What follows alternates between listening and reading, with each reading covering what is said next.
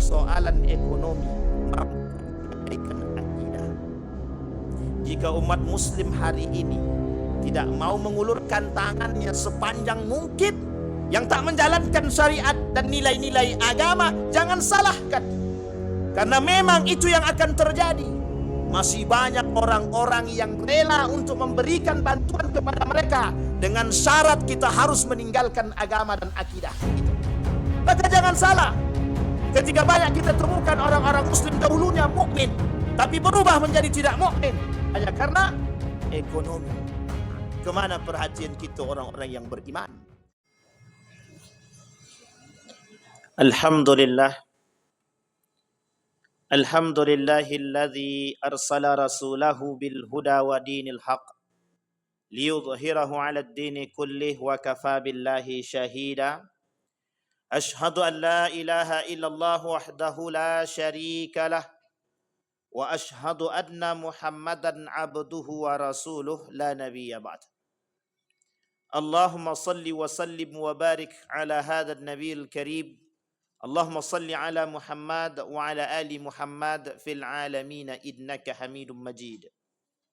Ittaqillaha haqqa tuqatih wa la tamutunna illa wa antum muslimun. Innallaha wa malaikatahu yusalluna 'alan nabi ya ayyuhalladzina amanu sallu 'alaihi wa sallimu taslima. وقال الله تعالى يا أيها الناس اتقوا ربكم الذي خلقكم من نفس واحدة وخلق منها زوجها وبث منهما رجالا كثيرا ونساء واتقوا الله الذي تساءلون به والأرحام إن الله كان عليكم رقيبا. وقال الله تعالى يا أيها الذين آمنوا اتقوا الله وقولوا قولا سديدا يصلح لكم أعمالكم ويغفر لكم ذنوبكم ومن يطع الله ورسوله فقد فاز فوزا عظيما. وقال الله تعالى إنما المؤمنون إخوة فأصلحوا بين أخويكم واتقوا الله لعلكم ترحمون. وقال النبي صلى الله عليه وسلم في حديثه مثل المؤمنين في تودهم وتراحمهم وتعاطفهم كمثل الجسد إذا اشتكى منه عضو تداعى له سائر الجسد بالسهر والهمة. صدق الله. Puji syukur kehadirat Allah atas limpahan rahmat dengan mengucapkan alhamdulillahirabbil alamin. Berselawat kepada Nabi dengan mengucapkan Allahumma salli ala Muhammad wa ala ali Muhammad fil alamin innaka Hamidum Majid. Baginda Nabi Muhammad sallallahu alaihi wasallam berpesan kepada kita semua dan menyampaikan tentang kondisi sebaiknya sebagai seorang mukmin dengan mukmin yang lain. Bahkan seorang muslim dengan muslim yang lain. Bahkan bagaimana interaksi sebagai seorang muslim dengan yang kafir atau yang disebut dengan non-muslim. Bahkan Islam mengajar kita atau mengajarkan kepada kita semua bagaimana bermuamalah yang baik antar sesama. Karena ini juga tidak keluar daripada konsep kemanusiaan sebagai manusia yang diciptakan oleh Allah. Ketika kita merujuk kepada ayat yang tadi kita bacakan, innamal mu'minuna ikhwah. Kita fokuskan kepada orang-orang yang beriman. Allah kata sesungguhnya orang-orang yang beriman itu bersaudara. Ikhwah. Kalimat ikhwah ini atau bersaudara ini itu sangat dekat dengan pemahaman kita. Apa maksudnya? Keterikatan agama antara satu mukmin dengan mukmin yang lain menjadi bersaudara, yang antara lain antara satu dengan yang lain yang diterangkan oleh Nabi dalam hadisnya tak bisa keluar daripada rasa sayang dan bahkan tidak ada rasa benci. Bahkan Allah mengancam kebencian antara satu mukmin dengan mukmin yang lain dengan kalimat yang sederhana yang disampaikan oleh Nabi dalam hadisnya, sibabul muslimin fusuq wa qitaluhu kufrun. Bahkan kita diharamkan oleh Allah mencaci, memaki, menyakiti, menzalimi sesama mukmin sesama muslim, bahkan bukan hanya mukmin. Tetapi kemudian Nabi berkata, wa qitaluhu kufrun. Tetapi jika ada seorang mukmin yang membunuh mukmin yang lain, justru dianggap sebagai sebuah perbuatan yang kufur. Yang oleh Allah katakan di dalam ayat yang lain, faka'adnama qatalan nasa jami'an.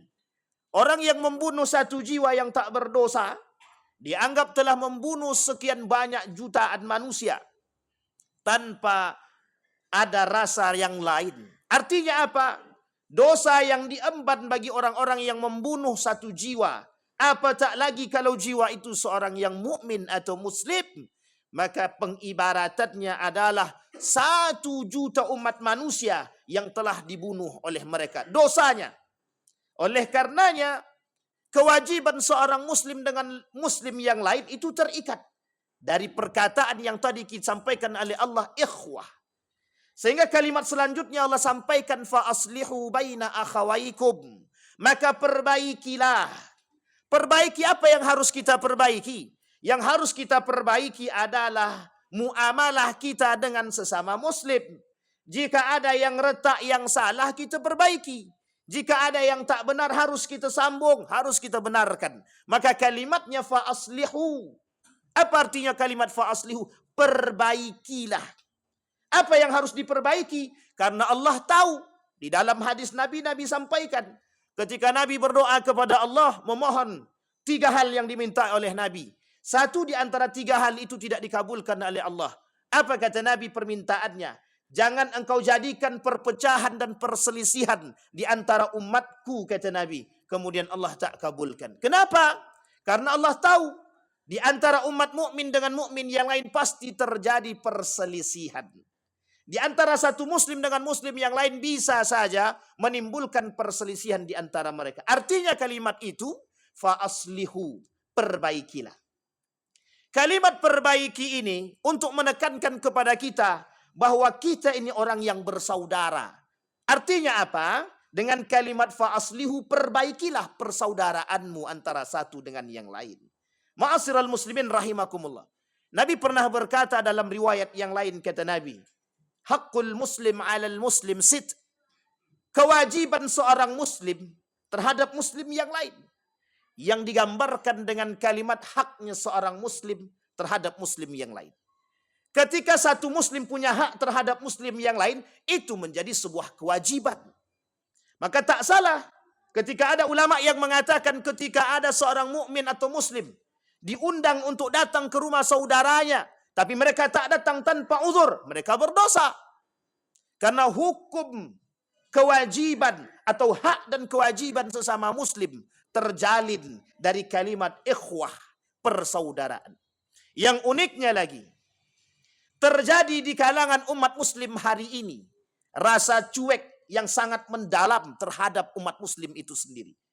Bahkan apa yang terjadi di antara umat mukmin dan muslim saling tidak memperhatikan antara satu dengan yang lain. Jika ada saudara dia bermaksiat, kata muslim yang lain, urusan mereka, urusanku. Bahkan yang paling berbahaya lagi, ada muslim-muslim yang lain tak mengerti, tak sadar kalau tetangga dia sesama muslim telah meninggal berhari-hari pun kita tak sadar. Itu karena apa? Karena terputusnya silaturahim kita. Karena rasa cuek yang mendalam yang dimiliki oleh umat muslim yang lain. Bahkan Nabi berkata, wa idza stansahaka fansah.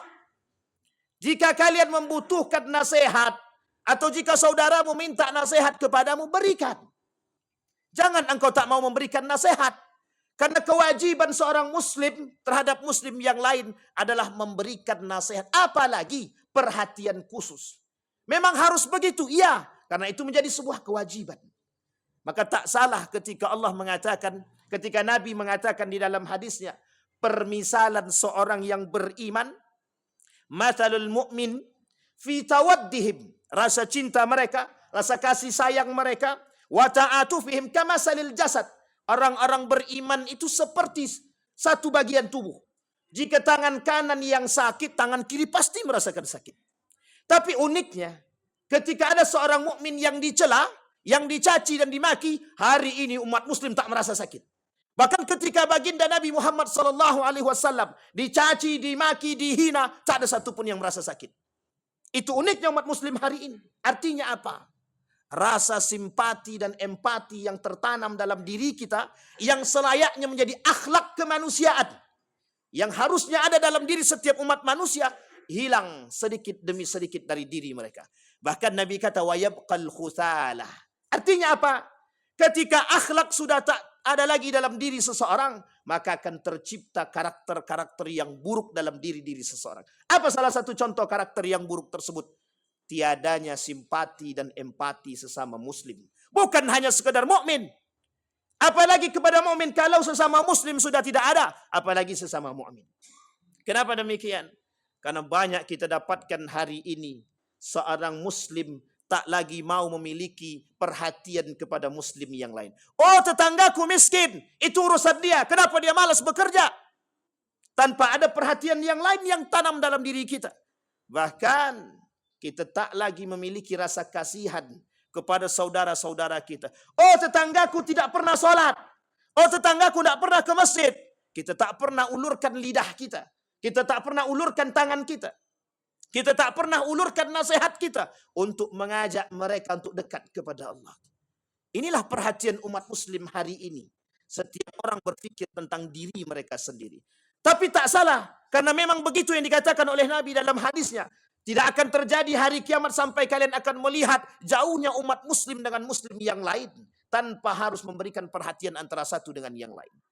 Bahkan Nabi mengatakan seolah-olah umat hari ini keluar daripada apa yang dikatakan oleh Nabi dalam hadisnya.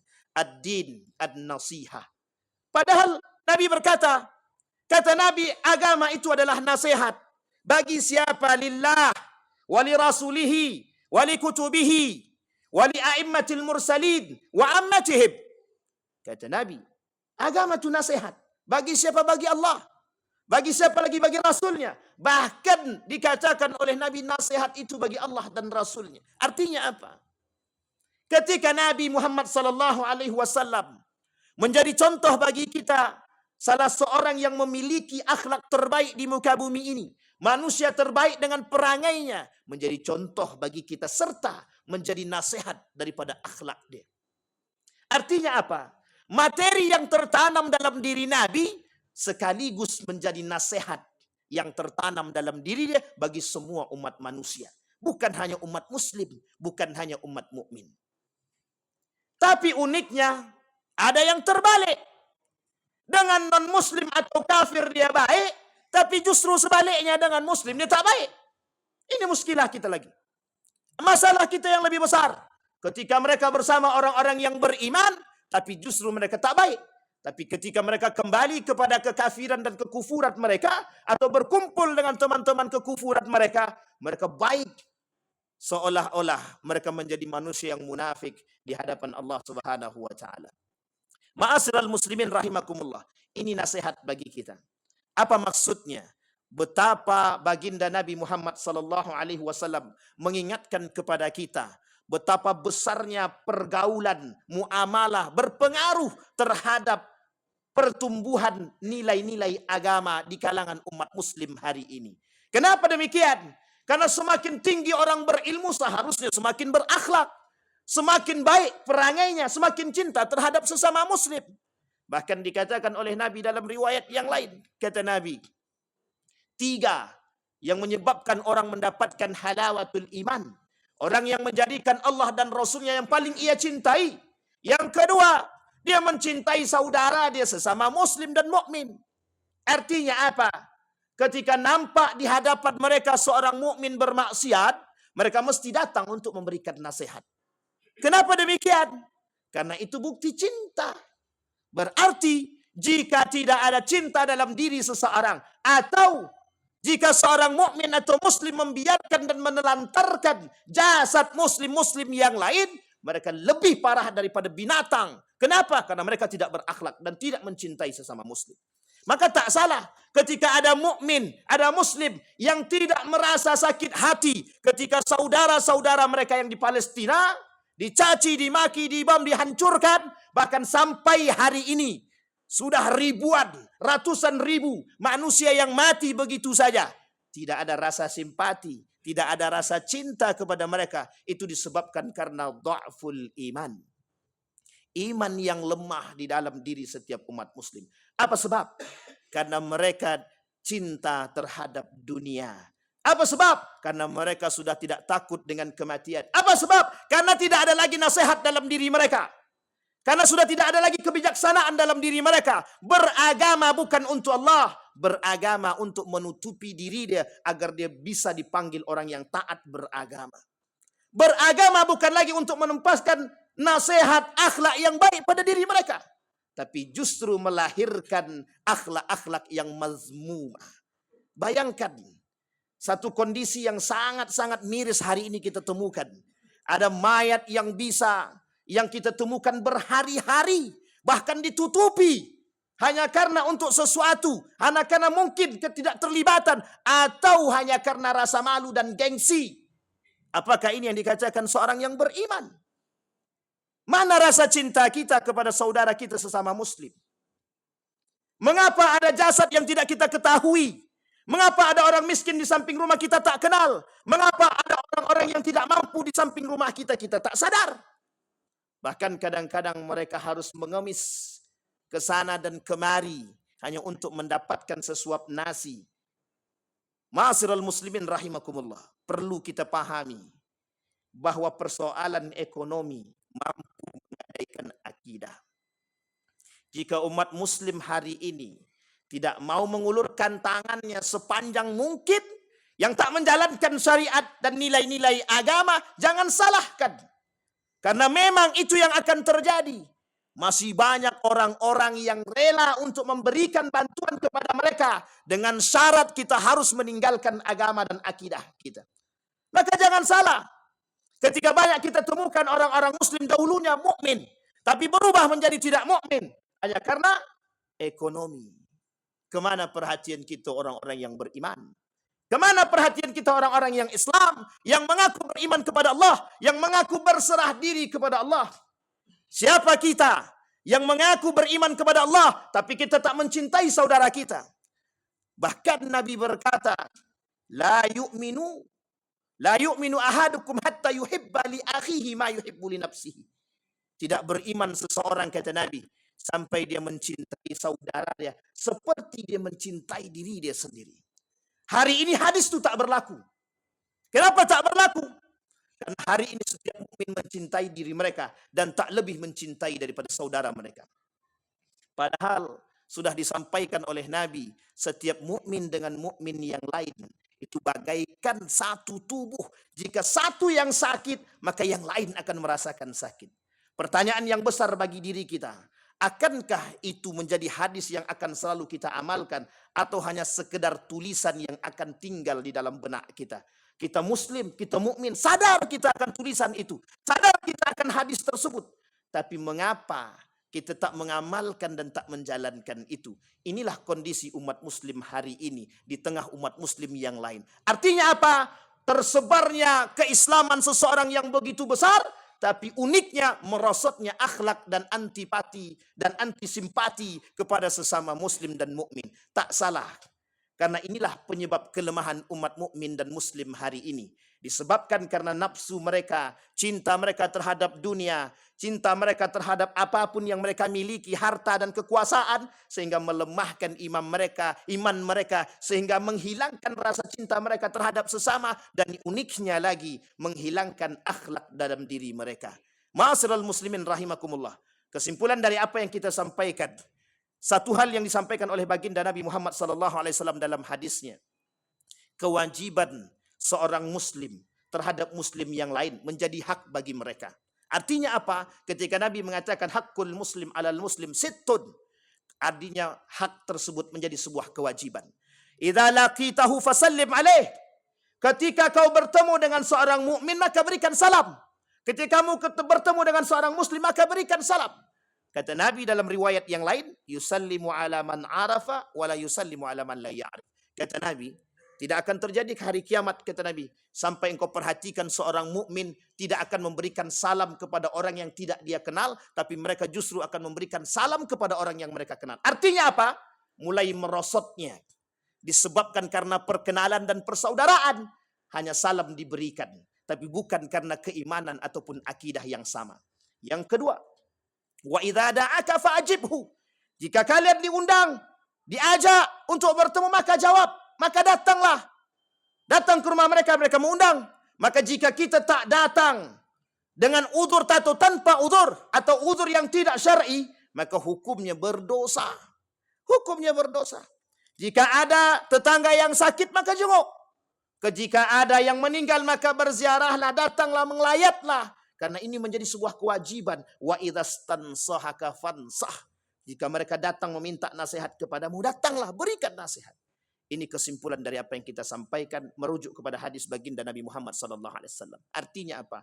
Mari bersama kita mengamalkan poin penting ini. Karena inilah yang merosot dari diri kita hari ini. Inilah yang membuat umat muslim hari ini lemah. Kenapa? Karena kita jauh daripada nilai-nilai agama. Fa'tabiru ya ulil absar la'allakum tuflihun.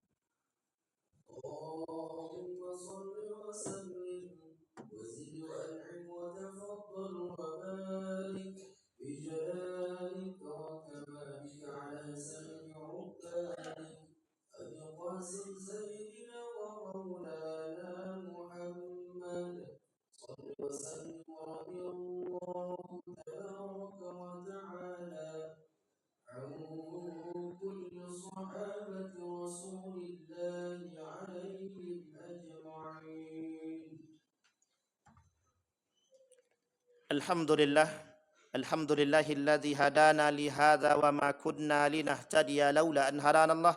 Asyhadu an la ilaha illallah wahdahu la syarika lah wa asyhadu anna Muhammadan abduhu wa rasuluh la nabiyya ba'd. Allahumma salli wa sallim wa barik ala hadzal nabiyil karim. Allahumma salli ala Muhammad wa ala ali Muhammad fil alamin innaka Hamidum Majid. Ittaqillaha haqqa tuqatih ولا تموتن إلا وأنتم مسلمون إن الله وملائكته يصلون على النبي يا أيها الذين آمنوا صلوا عليه وسلموا تسليما اللهم اغفر للمسلمين والمسلمات والمؤمنين والمؤمنات برحمتك يا ذا الجلال والإكرام اللهم أعنا على ذكرك وشكرك وحسن عبادتك اللهم اغفر لنا ذنوبنا وكفر عنا سيئاتنا وتوفنا مع الأبرار اللهم اجعلنا من السعداء المقبولين ولا تجعلنا من الأشقياء المردودين اللهم انصر إخواننا المجاهدين في فلسطين وفي غزة وفي كل مكان اللهم دمر اليهود اللهم أهلك الكفرة والمبتدعة والمشركين أعداءك اللهم اختمنا بالصالحين اللهم اختمنا بحسن الخاتمة اللهم إنا نسألك إيمانا كاملا ويقينا صادقا وعملا صالحا مقبولا وتجارة لن تبور ربنا آتنا في الدنيا حسنة وفي الآخرة حسنة وقنا عذاب النار عباد الله إن الله يأمر بالعدل والإحسان وإيتاء ذي القربى وينهى عن الفحشاء والمنكر والبغي يعظكم لعلكم تذكرون أقم الصلاة